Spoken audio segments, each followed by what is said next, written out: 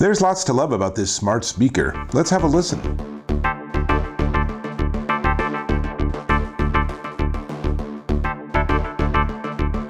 Dave Taylor here, and I'm looking at this. This is the Harmon Kardon Citation ONE with built-in Chromecast and Google Assistant, which means I can say things like, "Hey Google, what time is it in Bangladesh?"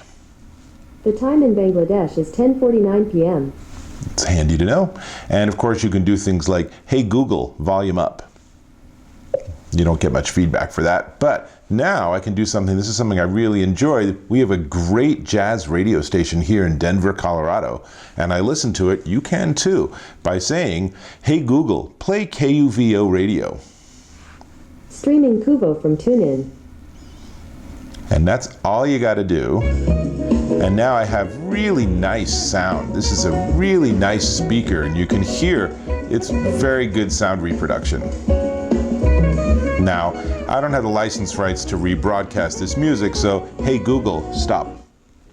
Notice also how quickly it responds to things. This is sort of like the second, maybe third generation of smart speakers, because the very first one, there was a noticeable delay. And even with some of the Amazon Alexa speakers that I have, I'll ask it to do something, and then there's a delay of a second or two. This is just like right on the mark, which is really nice. Now, let me tell you a little bit about it. So, it's a wireless Bluetooth speaker. So, I've already set it up with Bluetooth, so let's try that too. Hey Google, connect Bluetooth. This device is already connected to iDave XS. Cool, so it's already connected to my phone. So, let's see if we can play some music from my phone. And this is not very exciting. Let's try something a little bit better. So Julian Lennon, Julian, if you're out there, good stuff. This is from one of your first albums, Velote. And I hope you can hear just how much bass is going on here too. I'm gonna pause it from my phone and watch how quickly it responds. Ready? So that's not bad. That's about a quarter second or so. You don't get instant response because it is Bluetooth. If I was streaming directly on this, using something like Spotify, then it's actually even faster. But it's funny because actually one of the complaints people have about the speaker is that there's so much bass that it actually vibrates things on the surface you put it on. So yeah, you probably don't want it on the dinner table while you have all that glassware and all the silverware right next to each other. But seriously, who's gonna do that? I think that's actually a good problem to have. It's like, oh, this speaker can produce so much music. Now, I already said wireless Bluetooth, built-in Google Assistant. You can ask it anything. My kids love this for homework. It's super handy. Chromecast means that I can push music and all sorts of audio content from devices to devices. That works super easy. And they have a connection with over 300 different streaming services through Google Assistant. But of course, since it's Chromecast and since it's Bluetooth, it's really basically an infinite number. I could watch a Netflix movie on my phone and then listen to it through the speaker. So that'd be cool. Maybe for music videos at a party, an iPad showing music videos, and then this, or by the way, if you get two of the Citation ones, then they automatically become stereo. Super cool. Something like that could be a really fun configuration. Now, one limitation, no audio in. And that might be something that you care about, it might not. So I figure there's so many other ways to get music onto this that the lack of an AUX plug probably isn't a big deal. And seriously, like, oh, well, I can't use headphones. Why would you be plugging headphones into a smart speaker? It is totally illogical. Now, let me tell you a bit about the size. So it's 7.5 inches by 5.5 inches by 5.5 inches. So you can see the top, it's kind of a square. Actually, maybe the bottom's a bit bigger. So the bottom's probably those dimensions. And it is pretty heavy. It is 4.5 pounds. So this is not this super light portable speaker that you're gonna throw in your suitcase, but it also gives you way better sound. It is a sad reality that there are physical characteristics and limitations to audio reproduction. Big, heavy speakers tend to produce better sound than little teeny tiny speakers, whatever tricks they're using for their audio reproduction. There's just a sort of physical piece of pushing air and making sound waves and stuff. Now, having said that, this features a 20mm tweeter and an impressive 89mm woofer. It gets a whole pile of bass. It's very nice. Now, on the top, let me give you a quick tour. So you have in the middle, that is the Google Assistant button. So you can push it and you can say, what's 100 divided by 0? Sorry, I'm not sure how to help with that. Wow, that's really loud. Let's turn that volume down a little bit. And it couldn't figure out that math equation. Come on, divide by 0. It's right. I was hoping for something more exciting. But you have in the center the Google Assistant, and then on the left you have a mute button, and you push it. The mic is muted. Hey Google. Hey Google. Hey Google. And then you unmute it. The mic's back on. That's still way loud, right? And then you have Bluetooth. But again, you know, there's all these features, volume up, volume down, but generally you're going to use them through the voice interface. So I like that's all there. I like that you have this convenience, but it really isn't something you're going to use a lot. And I will also notice that there's no pause button. So if you have music playing and you want to pause it, you're going to have to say pause.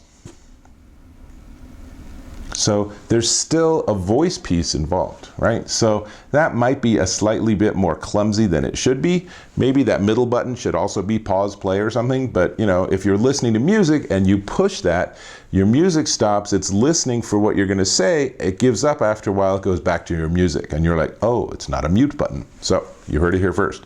It's not a mute button.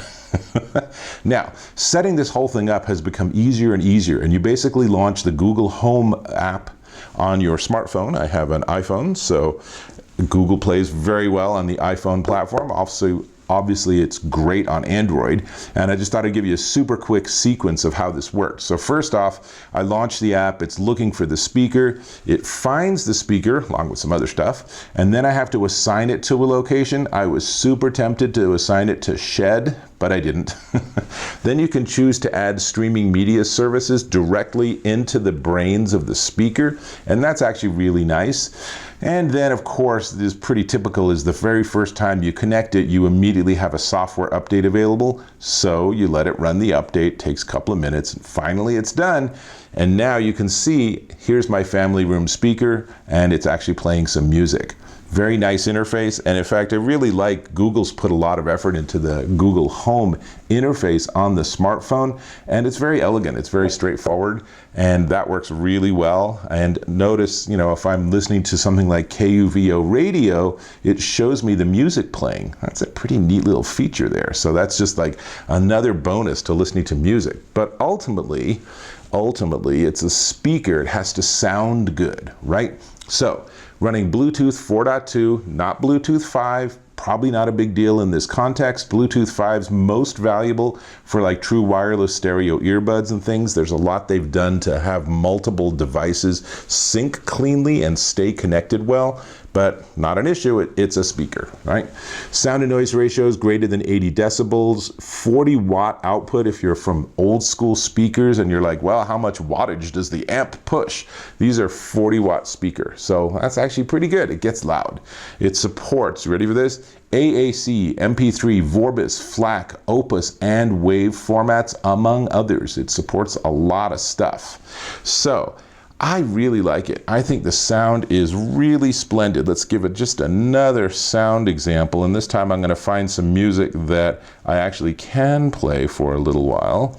So let's try something like, let's try this. And we will then switch to Google Home somewhere on my phone. I know I have it here somewhere. Here we go.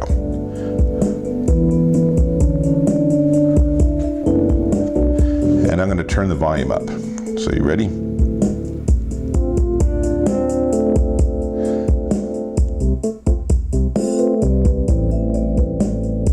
And you know, obviously what you're hearing is limited by my microphone and your reproduction system. I can tell you, this has a very nice, clean sound to it. Now, it doesn't have a ton of soundstage or anything. Turn it down just a little bit. It doesn't have a ton of soundstage because, of course, it's a single speaker. So it's not even playing stereo. It's sort of a mono that's being pushed out in different directions. But it still sounds really good, and it can definitely fill up a room. This would be fantastic for a dorm room or an apartment, for example, or maybe for your study, or some other room. And again, remember, it's also a Chromecast device. So anything you have that you can push out Chromecast, including from your Chrome browser on your computer, you can just point it to this and boom, all your audio is coming out of this and it sounds great. So if you're super enthused, get 2 of them, and then you will have even better sound, because then you will get true stereo. But that is actually a fairly spendy proposition, which leads us to the final piece. Hey Google, pause. So leads us to the final piece, which is price. But before we get to price, let me ask if you can subscribe to my channel. Really appreciate that. And if you're using a third-party smart speaker that works with Google Assistant, let me know in the comments what you're using and how you find it. Because, you know, these are just growing categories and there are so many choices out there. This is a very nice option, but there are other ones too. Okay, now this Harmon Kardon Citation ONE, and by the way, on the bottom you have just a regular plug, no transformer, just a wire that goes into the wall, and you have exactly 2 other things on the bottom. You have a service port, which presumably we mere humans don't use, and you have a reset button, which hopefully you'll never need. That's it. No other inputs, nothing else. Super simple. You plug it in, you hook it up with your app, you're ready to rock and roll.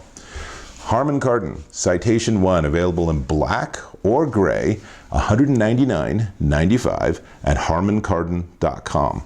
This is absolutely a keeper. This is going to be in my living room, which is why I assigned it that room, and I'm looking forward to enjoying it. So, this is Dave Taylor, and I will catch you in my next video.